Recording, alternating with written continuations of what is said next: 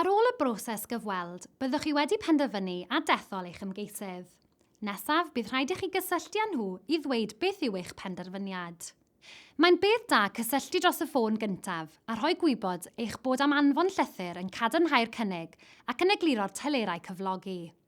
Dylai'r llythyr ddatgan eto fanylion penodol y swydd ynghyd â'r telerau a'r amodau, y dyddiad dechrau ac unrhyw gamau y mae angen i'r ymgeisydd eu cymryd, enghraifft, llofnodi a dychwelyd ffurflen i dderbyn y cynnig.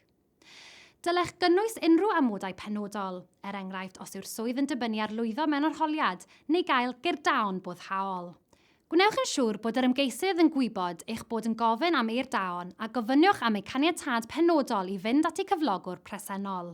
Mae'n beth arferol penodi gweithiwr newydd am gyfnod prawf, 3 mis fel rheol, mwyn sicrhau ei fod yn gallu gwneud y gwaith.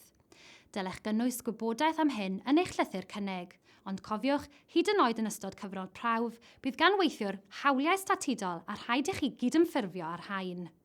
Pan fyddwch chi'n gofyn am eir da, anfonwch ddisgrifiad swydd hefyd. Fe'ch cynghorir hefyd i ofyn cwestiynau penodol, berthnasol a fydd yn helpu chi gael rhagor o wybodaeth am allu'r ymgeisydd. Peidiwch â gofyn am wybodaeth bersonol nac am farn personol y canolor am yr ymgeisydd. Efallai mae'r cyfan y bydd ei angen fydd ffurflen syml yn cadarnhau'r dyddiadau cyflogi a sgiliau penodol. Dyma'r adeg hefyd pan ddylech chi wneud unrhyw wiriadau eraill sydd ei hangen. Enghraifft, os nad yw'r ymgeisydd yn frodor Prydeinig, gwnewch yn siŵr bod ganddo'r hawl i weithio yn y Deyrnas Unedig. Neu, os yw'n gyrru'n rhan o'r swydd, gwnewch yn siŵr bod ganddo drwydded yrru. Neu, os yw'r swydd yn golygu gweithio gyda phlant neu bobl agored i niwed, gwnewch archwiliad gyda'r gwasanaeth datgelu a gwahardd. Ar ôl i'r ymgeisydd dderbyn y swydd, bydd yn rhaid i chi baratoi ar gyfer a llunio'r rhaglen gynefuno. Rhaglen gynefuno yw'r broses lle bydd rhywun yn dod yn gyfarwydd a'ch busnes ac yn setlo i'w swydd. Mewn busnes bach, mae'r rhaglen gynefuno'n debygol o fod yn anffurfiol ac efallai bydd yn digwydd dros gyfnod. Byddwch chi am helpu'r unrhyw weithiwr newydd i ddod yn gyfarwydd ar gweithle a rhoi gafel iddyn nhw ar eich arferion gweithio ac ar unrhyw agweddau penodol a allai effeithio arnyn nhw.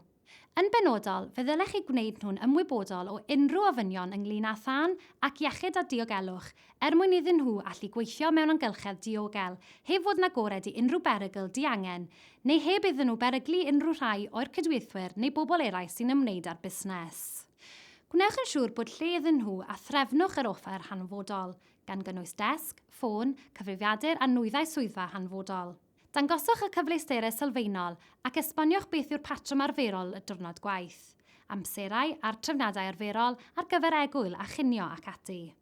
Cyflwynwch y gweithiwr newydd i'r bobl allweddol yn y sefydliad a'r tu allan iddo. Hefyd, rhowch manylion y sawl y dylen nhw gysylltu â nhw os bydd angen unrhyw help arnyn nhw, neu am holi rhywbeth. Mae hyn yn arbennig o bwysig os mae dyma'ch gweithiwr cyntaf ac mae dim ond chi sydd yn y busnes. Mynwch sgwrs bob dydd ar gweithiwr newydd i ateb unrhyw gwestiynau ac i feithrin perthynas weithio adeiladol. Mae'n bwysig bod y gweithiwr yn teimlo bod croeso iddo a'i fod yn gallu cyfrannu mor llawn ag sy'n bosib, mor gyflym ag sy'n bosib.